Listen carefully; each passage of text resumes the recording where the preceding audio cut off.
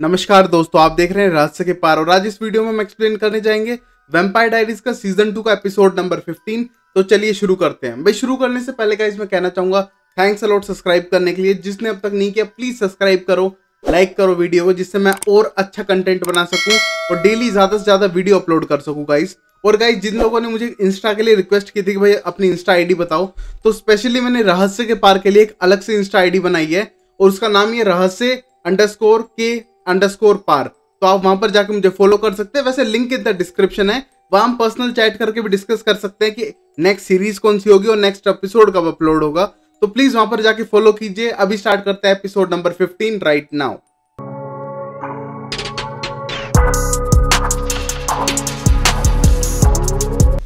पहले सीन में हम अलीना को देखते हैं जो जोनाथन गिलबर्ट के जर्नल को पढ़ने लग रही थी और पढ़ने के बाद हमें एक फ्लैशबैक दिखाई देता है। फ्लैशबैक में हम जोनाथन गिलबर्ट को देखते हैं जो वैम्पायर्स के बारे में बात कर रहे थे और बोल रहे थे कि उन सब ने वैम्पायर्स को जिंदा जला डाला चर्च के अंदर। और ये सुनने के बाद बोलते हैं कि हमें डरने की जरूरत नहीं है अपने फैमिली मेंबर से। बट तभी वो बोलते हैं कि जो वैम्पायर थे उनने मरने से पहले कुछ टाउन के लोगों को भी कन्वर्ट कर दिया वैम्पायर में और शायद हमें उनसे जान का खतरा है। तभी उनका एक फैमिली मेंबर बाहर जाने लगता है क्योंकि उसे कुछ आवाजें सुनाई देती हैं। वहीं पर जोनाथन गिलबर्ट भी बाहर जाके देखता है और कहता है यहाँ पर कोई वैम्पायर नहीं है। बट तभी उसके हाथ में जो गिलबर्ट डिवाइस है वो एकदम घूमने लगता है और डिटेक्ट करने लगता है वैम्पायर को। ये देखने के बाद वो डरता है। तभी उसकी वाइफ बाहर आती है और वाइफ को अंदर जाने के लिए कहता है, बट उसकी वाइफ अंदर जाए उससे पहले एक वैम्पायर आके उसकी वाइफ पे अटैक करता है और उसके दूसरे फैमिली मेंबर पे भी अटैक करता है। और तभी वो कोई और नहीं स्टेफन था। उस स्टेफन का नाम लिख के बोलता है कि स्टेफन सेल्वाटोर ने मेरी वाइफ और मेरे दोस्त को मार डाला। और ये कहने के बाद वो बोलता है कि मेरे पास आ रहा था धीरे धीरे Stefan Salvatore. But Jonathan Gilbert भागा नहीं क्योंकि उसे पता था कि वैम्पायर उससे ज्यादा फास्ट है, उसको पकड़ के खा ही लेगा। बट इसलिए वो भागा नहीं, उसका डट के सामना किया, बट उस पर भी अटैक करके उसको मार ही डाला। ये सब सुनने के बाद एकदम अलीना थोड़ी शॉक हो जाती है कि कितना भयानक होगा स्टेफन अपने टाइम में। और वो दूर खड़े स्टेफन को देख रही होती है और सोच रही होती है कि ये कैसी सिचुएशन थी जहां पर आज का स्टेफन जो इतना अच्छा और काइंड है वो एक टाइम पे बहुत ही बड़ा इविल था। वहीं पर हम देखते हैं कि स्टेफन को डेमन का फोन आया था और फोन पे डेमन बताता है कि टाइलर टाउन छोड़ के जा चुका है और ये इन्फॉर्मेशन उसे शेरिफ ने बताई है। और ज्यादा देर वो बात नहीं कर सकता क्योंकि वो बहुत बड़े एक मर्डर प्लान पे वर्क कर रहा है और वो बहुत ही ज्यादा बिजी है। ये कह के उसका फोन काट देता है। वहीं पर हम देखते हैं कि अलाइजा एक हिस्टोरियन बन के आंट जेना के साथ एक ओल्ड प्रॉपर्टी पे वर्क करता हुआ दिखता है और वो पुरानी हिस्ट्री वाली चीजों के बारे में बताता है और ऐसे बिहेव करता है कि वो सच में एक हिस्टोरियन है। और बोलता है कि मिस्टिक फॉल्स बसने से पहले, फाउंडिंग फैमिली आने से पहले 200 साल पहले यहाँ पर सेलम की कुछ विच आके बस गई थी और बाद में उन विच को मार डाला गया। ये बात करते करते वहां पर अलारिक भी आ जाता है और अलारिक को देख के अलाइजा थोड़ा हैरान था कि इसको कैसे पता चला। तभी अलारिक बोलता है कि आंट जेना ने बताया था उसे कि वो यहाँ पर आने वाली है और इसीलिए वो मिलने आ गया। वो भी हिस्ट्री लव्ड पर्सन है और उसको हिस्ट्री के बारे में जानना पसंद है। और ये कहने के बाद दोनों बात करने लगते हैं। तभी आंट जेना कहती है मैं 2 मिनट में आती हूँ। तभी अलाइजा और अलारिक एक दूसरे के आमने सामने होते हैं और तभी अलाइजा बोलता है तुम भी उन लिस्ट में आते हो अलीना जिसको बहुत ज्यादा पसंद करती है और जिसको बचाना चाहती है। तभी अलारिक बोलता है उस लिस्ट में जेना भी आती है, याद रखना। और बोलता है हाँ मुझे याद है, इसलिए उसको अब तक कुछ नहीं किया मैंने। फिर हम अगले सीन में वापस चले जाते हैं लेक हाउस के पास जहां पर स्टेफन अलीना के पास था और अलीना बोलती है कि तुम मुझसे अभी भी गुस्सा हो। तभी स्टेफन बोलता है हाँ बिल्कुल गुस्सा हूं, जो तुमने अपना सेक्रीफाइस करने की जो चॉइस चुनी है वो मुझे बिल्कुल भी पसंद नहीं है। तुम ऐसा कैसे कर सकती हो, तुम अपने आप को कैसे सेक्रीफाइस कर सकती हो।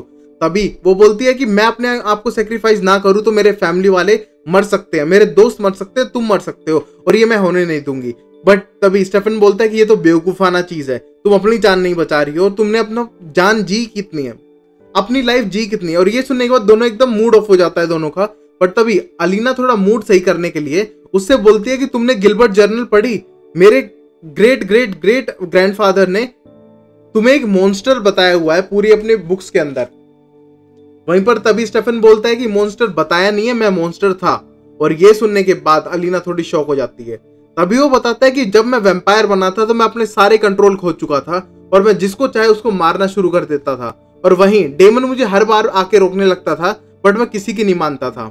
एक दिन मैं घर में 4-5 लड़कियों को ले आया और उनका खून पी रहा था और उनको हिप्नोटाइज करके उनके अपने टास्क करवा रहा था। तभी डेमन वहां पर आके उसे रोकता है और कहता है कि तुम ये सब मत करो, गांव वाले पहले हमारे पीछे पड़े हमको मारने के लिए, थोड़ा स्मार्ट बनो कैथरीन की तरह और थोड़े यहाँ से निकलने का ट्राई करो क्योंकि हम यहाँ फंस गए तो हम मर भी सकते हैं। बट डेमन की ना मानते हुए स्टेफन अपनी मनमानी करता है और तभी हम देखते हैं डेमन उसे छोड़ के जाने की कोशिश करता है। बट तभी स्टेफन उसे रुकने के लिए कहता है कि वो अपने आप में चेंजेस लाएगा बट थोड़ा उसको टाइम दिया जाए। तभी वो कहता है कि वो टाइम नहीं देगा और डेमन वहां से चला जाता है स्टेफन को अकेला छोड़कर। और ये सब सुनने के बाद अलीना कहती है कि तुम तो बिल्कुल डेमन की तरह ही बिहेव कर रहे थे। तभी स्टेफन बोलता है मैं तुम्हें करेक्ट करना चाहता हूँ कि डेमन फिर भी अच्छा है, मैं तो डेमन से भी बदतर था पुराने दिनों में। और अब ये सुन के अलीना बहुत ही ज्यादा शॉक हो जाती है। फिर हम अगले सीन में देखते हैं कि स्टेफन बताता है अपने सिविल वॉर के किस्से कि वो सिविल वॉर के टाइम पे तो बिल्कुल पागल हो चुका था और खून दिखते ही वो सबको मारने पीछे पड़ जाता था। अगर जिसका पीछा उसने शुरू कर दिया तो उसको खत्म करके ही छोड़ेगा और किसी को भी नहीं छोड़ने वाला जो उसके सामने आ गया। तभी एलिना पूछती है कि तुम इतने बड़े पागल थे? तो बोला मैं बहुत बड़ा पागल था। बट तभी उसे इसकी एक दोस्त मिली लेक्सी। वो भी कैसे मिली कि उसको एक लड़की जाती हुई दिखी और उसे लगा कि मैं इसका खून चूसना चाहूंगा और वो उसके पीछे जाने लगा। तभी उस लड़की ने उल्टा मारा मुझे और वो कोई और नहीं लेक्सी थी। ये सुनने के बाद अलीना खुश हो जाती है और पूछती है तुम्हारी बेस्ट फ्रेंड लेक्सी ना? बोलता है हाँ मेरी बेस्ट फ्रेंड लेक्सी, उसी ने मुझे आज चेंज किया है, जो भी आज मैं हूँ उसकी हेल्प की वजह से ही हूँ, उसने मुझे डे नाइट का चेंज किया है। तभी हम एक और पास्ट का फ्लैशबैक देखते हैं जिसमें लेक्सी बोलती है तुम तो एक रिपर हो जो बिना खून पिए लोगों को मारना शुरू कर देते हो, तुम्हें अपने आप पे कंट्रोल पाने पड़ेगा, तुम बैड साइड हो एक वैम्पायर होने की। और तभी वो उसको कंट्रोल और सिखाने की कोशिश करती है कि ब्लड के ऊपर कंट्रोल कैसे किया जाए। वही हम देखते हैं कि डेमन अलारिक के साथ मिस्टिक ग्रिल्स में बैठा हुआ था और मिस्टिक ग्रिल्स में बैठे हुए वो दोनों बातचीत करने लग रहे थे और बातचीत करते हुए हम देखते हैं कि दोनों प्लानिंग कर रहे थे कि कैसे वो एलाइजा को मारेंगे। तभी वहां पर उसकी गर्लफ्रेंड एंडी स्टार भी आ जाती है और एंडी स्टार के साथ मिलकर प्लानिंग करते हैं। बट उसी मोमेंट पे वहां पर एलाइजा और आंट जेना आ जाते हैं और वो सब बातें करने लग जाते हैं। तभी डेमन ने अपनी गर्लफ्रेंड एंडी स्टार को पहले ही हिप्नोटाइज कर दिया था कि वो पार्टी ऑर्गेनाइज करने के लिए कहे और वो एंडी स्टार बोलती है कि मैं एक पार्टी रख रही हूँ, आप सबको आना पड़ेगा। और तभी डेमन बोलता है मेरे घर पे क्यों नहीं रखती हो, ज्यादा मजा आएगा। और दोनों एग्री हो जाते हैं। तभी आंट जेना बोलती है कि वो भी ज्वाइन करना चाहेगी क्योंकि वो भी अकेली फील कर रही है। और ये सुनने के बाद अलारिक को टेंशन हो जाती है कि भाई वो तो सिर्फ मारने का प्लान बना रहे हैं, अगर आंट जेना वहां होगी तो शायद उसकी जान को भी खतरा होगा और वो इतना बड़ा रिस्क नहीं लेना चाहता। बट ये प्लान बन चुका था कि आज रात को होगी पार्टी। डेमन की तरफ से प्लान था कि वो मार डालेगा आज एलाइजा को। फिर हम उसी रेस्टोरेंट में देखते हैं बानी को और जेरेमी को, वो दोनों बातचीत कर रहे थे और वहीं पर ल्यूकर आ जाता है। और ल्यूकर आने के बाद धीरे से बानी के पास आके पूछता है कि तुमने मेरे साथ क्या किया था? मुझे कुछ भी याद नहीं है, मुझे लास्ट चीज ये याद थी तुम्हारे साथ मैं कॉफी पी रहा था, उसके बाद मुझे कुछ याद नहीं था और सीधा मैं एक बाथरूम में से उठा हूं, तुमने क्या किया मेरे साथ? तभी बानी ऐसे इग्नोर करते हुए बोलती है कि हमें तो कुछ नहीं पता, हमने थोड़ी देर पूल खेला, हमने बातचीत की और तुम घर चले गए, मुझे तो कुछ याद नहीं है। तभी ल्यूकर बोलता है बानी तुम झूठ बोल रही हो, तुमने कुछ तो किया है। और बानी के सर पे चढ़ने की कोशिश करता है ल्यूकर। तभी जेरेमी बीच में आके कहता है कि बैक ऑफ ब्रो, तू पीछे रह। जब बानी कह रही है कि वो तुझे नहीं जानती और ना तुम्हारे साथ बात की ना उसने कुछ किया है तो तू दूर रहेगा तो ज्यादा अच्छा है। ल्यूकर समझ जाता है कि कुछ तो बात है बट वो वहां से चला जाता है। वही हम अगले सीन में देखते हैं कि कैथरीन टूम के अंदर बंद थी और बिल्कुल डेसिकेट हो चुकी थी और उसका पूरा खून खत्म हो चुका था शरीर का और वो हिल भी नहीं पा रही थी। वहीं पर हम देखते हैं कि डेमन उसी टूम के अंदर आता है क्योंकि अब वो मैजिक वर्ल्ड हट चुकी है तो अब कोई प्रॉब्लम नहीं है। और वहां पर सिर्फ कैथरीन इसलिए थी क्योंकि हिप्नोटाइज किया हुआ था एलाइजा ने उसे उस टूम के अंदर रहने के लिए, और एक ओरिजिनल वैम्पायर दूसरे वैम्पायर्स को हिप्नोटाइज कर सकते हैं।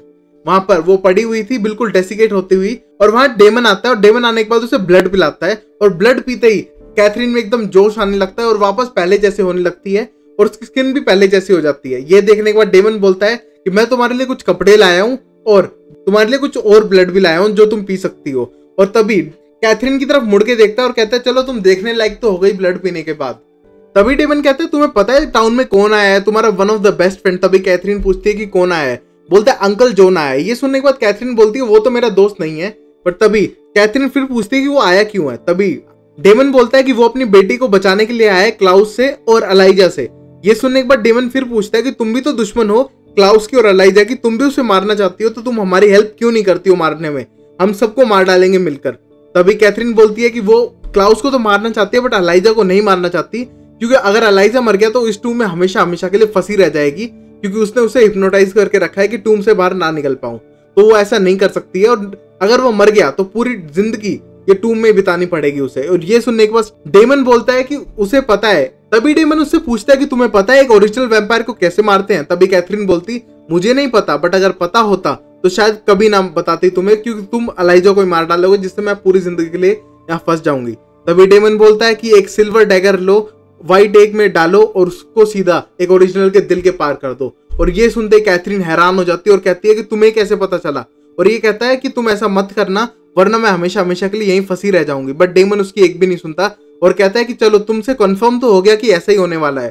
तभी कैथरीन भीख मांगती है अपनी आजादी की और बोलती है कि वो अलीना को बचाने की कोशिश करेगी, वो कुछ भी करने की कोशिश करेगी, क्लाउस को मारने की कोशिश करेगी, बट पहले उसे इस टूम से निकाल दो, उसके बाद वो खुद क्लाउस को मारने में हेल्प करेगी। बट डेमन बोलता है कि मुझे तुम पे बिल्कुल भी यकीन नहीं है, क्योंकि क्या भरोसा, जैसे ही तुम यहाँ से निकल जाओ तुम कहीं और जाके रहने लग जाओ और हमको मरवाने के लिए छोड़ दो यहाँ पर। और वो मना कर देता है। बट डेमन को रिक्वेस्ट करती है कैथरीन बार बार, बट डेमन एक बार भी नहीं मानता और वहां से जाने लगता है। और कैथरीन को इतना तड़पता देख डेमन बहुत ज्यादा खुश होता है, क्योंकि उसको सेटिस्फेक्शन मिलता है कि जो उसने उसके साथ किया वो उसके साथ वापस हो रहा है।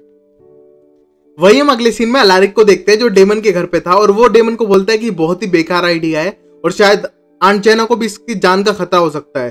तभी डेमन बोलता है किसी को किसी भी तरह का खतरा नहीं है और कोई भी हार्म नहीं होने वाला, बस चुपचाप हम एलाइजा को मार देंगे। मानते हैं एलाइजा स्ट्रॉन्ग और फास्ट है हमसे, बट हम ट्रिक से मारेंगे उसे और वो आराम से हो जाएगा। और तभी अलारिक को ये बात बिल्कुल भी समझ में नहीं आती और वहां से जाने लगता है। तभी डेमन अपनी गर्लफ्रेंड एंडी को बुलाता है और एंडी को बुलाने के बाद उसकी आंखों में देख के उसको हिप्नोटाइज करता है और कहता है कि जैसे ही डिनर खत्म हो तू एना को लेके सीधा किचन में चली जाना और फिर बाहर मत आना। ये कहने के बाद वो एंडी को वापस भेज देता है। और फिर हम देखते हैं कि डोर पे एक बेल बजी है। उस बेल को सुनने के बाद सब सोचते हैं कि एलाइजा आ गया। तब वो गेट खोलने के लिए जाती है आंट जेना और जाके देखती है कि कोई और नहीं, ये तो अंकल जॉन थे, बिन बुलाया मेहमान। उसको देख के शौक थे कि वो आया क्यों है, उसको बुलाया किसने है। तभी वो खुद बोलता है कि आंट जेना यहाँ पर थी तो मैं भी साथ आ गया और मुझे लगा कि मुझे भी इनवाइट किया गया है। तभी सब लोगों के मूड ऑफ हो जाते हैं और सोचते हैं कि अंकल जॉन यहाँ कर ही क्या रहे हैं। फिर हम अगले सीन में देखते हैं कि एलाइजा आता है नेक्स्ट, और इस बार डेमन गेट खोलता है। गेट खोलते ही एलाइजा डेमन को बोलता है कि अगर तूने कोई चाल चली या फिर कोई ये तेरा मॉडिफाइड प्लान हुआ तो याद रखना कि जितने भी लोग इस पार्टी में हो वो सबको मार डालेगा। और ये सुनने के बाद डेमन के थोड़े रंग से उड़ गए और उस रंग उड़ को देख एलाइजा वहां से चला जाता है और सीधा जाता है आंट जेना के पास और उससे बातचीत करने लगता है। फिर हम देखते हैं सब लोग डाइनिंग टेबल पे बैठे हुए थे और डाइनिंग टेबल पे बैठ के बातचीत कर रहे थे। और तभी एलाइजा बोलता है कि मिस्टिक फॉल्स की जितनी भी फाउंडिंग फैमिलीज है वो फर्स्ट फैमिली नहीं है इस टाउन की, बल्कि 200 साल पहले उससे भी एक सेलम की विच की एक कम्युनिटी आई थी जिसको यहाँ पर रखा गया था और उन्हें पूरी अपनी सिटी से बसा ली थी। बट जितने भी नियर बाय लोग हैं जो विचेस से डरते थे उनने उन पूरी फैमिली और पूरी जो कम्युनिटी को तो जला के राख कर दिया। और जब वो जले थे तो चिल्लाने की आवाज दूर दूर तक गूंजी थी उन पूरी विचेस की। वहीं पर डिनर खत्म होने के बाद दोनों गर्ल्स चली जाती है किचन के अंदर और सामान रखने लगती हैं और शायद डेजर्ट की तैयारी करने लगती हैं। वहीं पर हम देखते हैं कि डेमन और एलाइजा बात करने लगते हैं कुछ रिचुअल्स के बारे में। और तभी एलाइजा उसे बताता है कि उन्हें वो विच वाली जगह ढूंढनी पड़ेगी क्योंकि सारे रिचुअल वहीं पर हो सकते हैं, क्योंकि विच की जो पावर है मरने के बाद उसी लोकेशन पे रह जाती है जहां पर वो मरी थी। तभी अगले सीन में हम देखते हैं कि लेक वाले हाउस में अलीना बैठ के सारी बुक पढ़ रही थी जोनाथन गिलबर्ट की और पता लगाती है उसमें ओरिजिनल वैम्पायर्स के बारे में लिखा था, वैम्पायर्स के बारे में लिखा था और एक तरीका लिखा था एक ओरिजिनल वैम्पायर को कैसे मारा जा सकता है। ये देखती है वो स्टेफन को बुलाती है और कहती है देखो एक तरीका ओरिजिनल वैम्पायर को मारने का। ये देख के स्टेफन बोलता है कि हाँ उसे पता है इसके बारे में और आज डेमन मारने जा रहा है एलाइजा को, पूरी प्लानिंग हो चुकी है। ये सुनने के बाद अलीना बोलती है तुमने मुझे तो नहीं बताया। तभी स्टेफन बोलता है कि तुम्हारी जान की परवाह करते हैं इसलिए तुम्हें किसी भी प्लान में शामिल नहीं करते हैं। ये सुन के अलीना थोड़ी नाराज हो जाती है और तभी वो पढ़ने लगते हैं दोनों बैठकर। उस एक व्हाइट ओक ट्री जलने के बाद उनकी सारी उम्मीदें खत्म हो चुकी थी, बट अब एक व्हाइट ओक ट्री की राख एक डैगर में डालकर अगर किसी भी ओरिजिनल वैम्पायर को मारा जाए तो वो मर जाएगा और शायद वो उठ नहीं पाएगा। तभी ये सुनने के बाद अलीना पूछती है तुम्हें प्लान बताया किसने। तभी वो बोलता है कि ये प्लान अंकल जॉन ने बताया है और उसमें नेक्स्ट लाइन ये थी कि जो भी सुपरनेचुरल चीज मारेगी वो खुद भी मर जाएगी उस ओरिजिनल वैम्पायर के साथ। और ये सुनने के बाद स्टेफन एकदम खड़ा होता है और एकदम जल्दी से डेमन को फोन मिलाने लगता है कि डेमन अपने हाथ से उसे ना मारे बल्कि किसी इंसान के हाथ से मरवाए जिससे कि उसकी जान भी ना जाए। और स्टेफन डेमन को बचाना चाहता था और वहीं पर एलाइजा भी मर जाए। तभी वो कॉल करने की कोशिश करता है डेमन को, पर डेमन का फोन ना मिलने पे वो अलारिक को मैसेज करता है और अलारिक को मैसेज मिल जाता है। वही हम अगले सीन में देखते हैं डिनर के बाद डेमन और एलाइजा बात ही कर रहे थे विचेस ग्रेवयार्ड उन सब की। तो वहां पर बात करते करते एलाइजा आसपास देखने लगता है और डेमन चुपचाप से वो डैगर निकालता है जहां पर उसने छुपाया हुआ था और आगे बढ़ने की कोशिश ही करता है, बट तभी अलारिक वहां जाता है और अलारिक आते ही बोलता है कि तुम्हें डेजर्ट नहीं खाना, तुम डेजर्ट भूल गए हो, सारे चलो डेजर्ट खा के आते हैं। ये सुनने के बाद डेमन को गुस्सा आता है, बोलता है कि अलारिक ने पूरा प्लान फेल कर दिया। बट अलारिक बोलता है तुम्हें नहीं पता और चुपचाप जाने के लिए कहता है। बट अलारिक ना कह पाता कुछ, क्योंकि उसे लगता है कि दूर खड़ा एलाइजा उनकी बात सुन लेगा। तभी वो एक पेपर पे लिख के देता है कि कहता है कि एक ओरिजिनल को अगर किसी सुपर नेचुरल चीज ने मारा तो खुद भी मर जाएगी। और ये सुनने के बाद डेमन को बहुत ज्यादा गुस्सा आता है कि उसका पूरा प्लान ही चौपट हो गया। फिर हम देखते हैं कि सब वापस टेबल पर आ चुके हैं और बातचीत करने लग जाते हैं। वहीं पर आंट जैना डेजर्ट लेने के लिए किचन की तरफ जाती हैं और तभी अलारिक आके वो डैगर लेकर सीधा अलाइजा की कमर के आर पार कर देता है और वहीं पर अलाइजा मर जाता है। और मरने के बाद उसकी बॉडी एकदम अकड़ जाती है और ये देख के अंकल जॉन भी डर जाता है कि भाई ये बहुत ही ज्यादा हिम्मत वाले हैं और ये कुछ भी कर सकते हैं। तभी अलारिक बोलता है कि जल्द से डेमन यहाँ से इसको लेके जाओ और क्लीन कर दो जगह को, जैसी जैन आए मुझे जगह क्लीन चाहिए। फिर हम देखते हैं कि अलारिक और डेमन मिलके उसको बेसमेंट में छोड़कर आते हैं और पूरा बेसमेंट में लेटाते हैं। और वहीं पर अलारिक और डेमन की बहस होने लगती है, जहां पर अलारिक डेमन पे गुस्सा करता है कि आज उसने जेना की जान खतरे में डाली, अगर कुछ गलत हो जाता तो शायद तुम भी मरते और यहाँ पर जितने भी लोग हैं वो सब मरते। वहीं पर हम देखते हैं डैगर को वापस निकाल लेता है डेमन और वहां से जाने लगते हैं।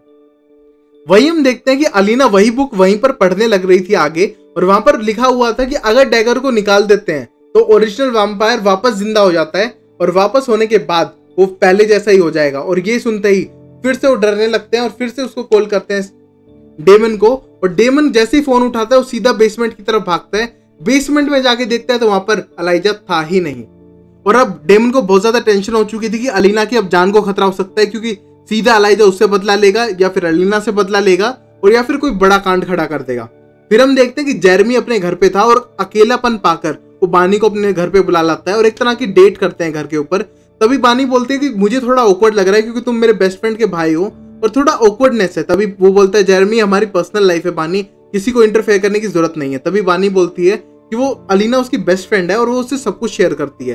तभी जेरेमी बोलता है मेरे हिसाब से उसे कोई प्रॉब्लम नहीं होगी, और दोनों मोमेंट को एंजॉय करने लगते हैं। और तभी बानी बोलती है कि वो उसे कुछ मैजिक ट्रिक दिखा सकती है और वो एक दूसरे के साथ टाइम स्पेंड करने लगते हैं। वहीं पर हम देखते हैं भागते हुए अलाइजा सीधा मिस्टर मार्टिन जो ल्यूकर के पापा हैं उसके पास जाते हैं और उसके पास जाते ही बोलते हैं अलीना को ढूंढो। और वो सुनते ही मिस्टर मार्टिन जेरेमी के घर जाने लगते हैं सीधा, और वहां पर वो देखते हैं बानी और जेरेमी किसी तरह का मैजिक कर रहे थे। और ये देखकर मिस्टर मार्टिन को बहुत ज्यादा गुस्सा आता है और कहता है तुमने ल्यूकर के साथ भी कुछ किया है जो उनसे बता नहीं रहा है। बानी तुम बहुत कुछ कर रही हो और तुम्हें क्या क्या पता है। तभी बानी आंखों में आंसू आने लगते हैं और बोलती है कि वो उसे हेल्प करेगी उसकी बेटी को छुड़वाने के लिए क्लाउड से। बट उसके बाद भी मिस्टर मार्टिन नहीं मांगते और उसके बाद वहां पर जेरेमी आ जाता है और जेरेमी को जोर से धक्का मारते हैं मिस्टर मार्टिन मैजिक से और वो दीवार पे जाके चिपक ही जाता है। और इस सीन में वो बानी को टच करते हैं और बानी की सारी मैजिकल पावर छीन लेते हैं और वहीं पर बानी बेहोश हो जाती है। अब अगले सीन में हम देखते हैं कि मिस्टर मार्टिन ने अलाइजा को शायद पता बता दिया है, क्योंकि अलाइजा सीधा अलीना को लेक वाले घर के सामने खड़े थे और जमीन पे से कुछ पत्थर उठाते हैं और उसे इतनी जोर से मारते हैं कि पूरा दरवाजा टूट जाता है। यहाँ पर हम देखते हैं कि अलीना और स्टेफन दोनों को पता चल चुका था कि वो वहां पर अलाइजा आ चुका है और उसके बाद वो घर से नहीं निकलते हैं। और तभी अलीना बोलती है कि वो बाहर जाके बात करना चाहेगी, बट स्टेफन मना करता है। बट अलाइजा जो बाहर खड़ा था दूर, उसे सारी आवाज सुनाई देती है और कहता है कि तुम कितने बजे भी आओ मैं यहीं पर खड़ा रहूंगा, मैं आराम से वेट कर सकता हूँ। ये सुनने के बाद अलीना वहां बाहर आने की कोशिश करती है और बोलती है कि मैं तुमसे एक डील करना चाहती हूँ। तभी अलाइजा बोलता है कि तुम डील करने की हक में नहीं हो क्योंकि तुम्हारे दोस्त ने मुझे जान से मारने की कोशिश की है। तभी अलीना बोलती है कि मैं फिर भी एक डील करना चाहती हूँ कि तुम मेरे लव वंस को हार्म नहीं करोगे, चाहे उनने तुम्हें हार्म किया हो या नहीं किया हो। ये सुनने के बाद अलाइजा को गुस्सा आता है और कहता है कि वो ऐसी किसी भी बात पे यकीन नहीं करने वाला है उसकी। और तभी अलीना बोलती है कि अगर तुम डील नहीं करोगे तो शायद मैं खुद को मार डालूं या फिर मैं अपने आप को वैम्पायर बना डालूं जैसे कैथरीन ने किया था। ये सुनने के बाद अलाइजा कहता है कि तुम ऐसा कुछ नहीं करने वाली हो। तभी अलाइजा बोलता है जो स्टेफन है वो तुम्हें बचा लेगा, मुझे पता है। तभी अलीना बोलती है जब तक मैं ना कहूं मेरी बात सब मानते हैं यहाँ पर। और वो अपने आप को स्टैब कर लेती है और उसका पूरा खून बहने लगता है। अलीना अपने आप को एक तरह की सुसाइड करती है क्योंकि वो अपने दोस्तों की जान बचाना चाहती है। ये देखकर एकदम अलाइजा कहने लगता है हाँ रुको रुको, मैं तुम्हारी साथ बात मानने के लिए तैयार हूँ, बट तुम मुझे अंदर आने दो या फिर तुम मुझे बाहर आओ जिससे मैं तुम्हें हील कर सकूं। तभी अलीना बोलती तुम्हें उसको वचन देना पड़ेगा, उसको वर्ड्स देने पड़ेंगे अपने कि वो उसके फैमिली मेंबर को नहीं मारेगा चाहे वो उसको हार्म कर चुके हो या नहीं। और इसके बाद अलाइजा के पास कोई ऑप्शन नहीं होता और वो इस बात को एग्री करता है। वहीं पर अलीना बाहर आने लगती है जिससे कि अलाइजा उसे हील कर सके। तभी हम देखते हैं कि अलीना के पास वही डैगर है और वो सीधा एलाइजा के आर पार कर देती है। और ये करने के बाद एलाइजा एकदम शॉक होता है कि अलीना ने उसको एक तरह से धोखा दिया है, और तभी एलाइजा मर जाता है और वापस जमीन पर गिर जाता है। गिरते ही हम देखते हैं कि अलीना भी गिर जाती है क्योंकि उसको बहुत ज्यादा खून बह रहा था और बहुत ही ज्यादा हर्ट हो चुकी थी। ये देखते स्टेफन बाहर आता है भागते हुए और उसको अपना ब्लड देता है, जिसके कारण अलीना धीरे धीरे सही होने लगती है।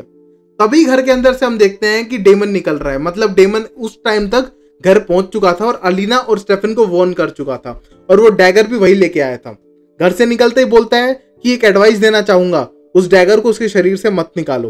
और ये कहने के बाद तीनों एक दूसरे की तरफ देखने लगते हैं और उसकी लाश को लेकर वापस घर पे आ जाते हैं। वहीं हम देखते हैं अलारिक भी घर आ चुका था, जेना को ड्रॉप करने जा रहा था।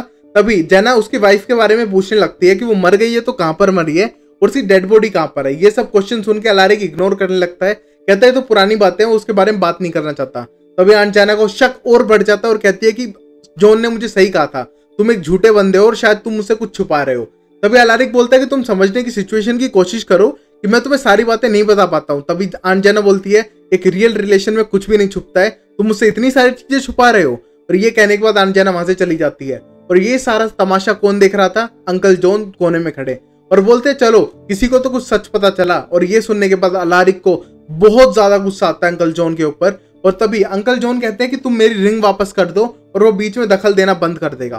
तभी अलारिक को गुस्सा आता है और वो अपनी जो मैजिक रिंग है वो टेबल पर रखता है और कहता है कि लो तुम ये रिंग रख लो, शायद तुम्हें इसकी ज्यादा जरूरत पड़े, क्योंकि डेमन के साथ जो तुमने ट्राई करने की कोशिश की है ना कि उसके हाथ से एक ओरिजिनल को मरवाना था, वो पता करने के बाद डेमन शायद तुम्हें जिंदा ना छोड़े और इसकी जरूरत तुम्हें सबसे ज्यादा है। और ये सुनने के बाद सच बोलूं एक वर्ड बोलूंगा कि अंकल जॉन की फट गई थी। और ये सुन के बाद बिल्कुल अंकल जॉन शांत हो चुके थे, मूड ऑफ हो चुका था, और तभी अलारिक वहां से चला जाता है। फिर हम लास्ट सीन में देखते हैं कि उन दोनों ने बेसमेंट के अंदर अलारिक को डाल दिया है। वहीं पर उसकी जेब से मूनस्टोन निकाल लेता है डेमन और कहता है इसको मैं रख लूंगा। और तभी हम देखते हैं कि अलीना उन दोनों से वादा लेती है कि वो उससे कुछ भी नहीं छुपाएंगे और उससे सारी बातें बताएंगे और किसी भी तरह की चीटिंग नहीं करेंगे, किसी भी तरह का झूठ नहीं बोलेंगे। और दोनों प्रॉमिस करते हैं क्योंकि भाई दोनों ही अलीना से बहुत प्यार करते हैं। तो ये सुनने के बाद वो दोनों उसको एग्री करते हैं कि वो उसकी हर एडवाइस मानेंगे और मिलकर प्लान करेंगे, और अलीना लीडर रहेगी उनकी टीम की बाय द वे। और ये कहने के बाद डेमन अपने रूम में जाने लगता है और रूम में उसे शावर में से आवाजें आने लगती है, और शावर की आवाज सुन के लगता है अरे भाई शायद एंडी अब तक घर पे ही है। और वो पूछता है एंडी क्या तुम घर पे ही हो? तभी वो देखता है एंडी नहीं, ये तो कैथरीन थी। तो भाई कैथरीन कैसे छूट गई उस टूम से? तभी कैथरीन को देख के ये डेमन भी डाउट में होता है और उससे पूछता है कि तुम बाहर कैसे आई? तभी वो बोलता है कि मैंने तो जानबूझ के ऐसी एक्टिंग की क्योंकि मुझे पता था डेमन वही करता है जो उससे ना करने के लिए कहो। मैंने तुम्हें ओरिजिनल वैम्पायर को मारने के लिए नहीं कहा था, तुमने वही किया, और इसके बाद वो आजाद हो गई। एक ओरिजिनल वैम्पायर मर तो नहीं सकते हैं बट कुछ टाइम के लिए, एक ड्यूरेशन के लिए मर सकते हैं। तो इस वजह से वो उनका जितना हिप्नोटिज्म है, उतना जितना भी मैजिक है वो उनके दूसरे वैम्पायर्स पे से हट जाता है। तो उनका हिप्नोटिज्म जैसे ही हटा, एलाइजा मरा, तो वो उस टूम से भाग निकली, और भाग निकलते ही आज वो यहाँ पर है। और तभी वो बोलती है कि मैं भाग सकती थी बट मैं भागी नहीं क्योंकि मुझे हेल्प करनी है रियल में तुम्हारी और अलीना की, जो एक किस्सा हो रहा है इसमें। ये सुन के स्टेफन को अभी भी डाउट था कि वो हेल्प करेगी कि नहीं, और यहीं पर एपिसोड खत्म हो जाता है। तो गाइस ये एपिसोड और भी अजीब था भाई। इनने पूरी ट्राई किया एलाइजा को मारने का बट एट लास्ट मार ही दिया, तो कोई दिक्कत नहीं है। वहां पर कैथरीन आजाद हो चुकी थी, द साइकोपैथ लवर बैक है जो स्टेफन के पीछे शायद पड़ सकती है।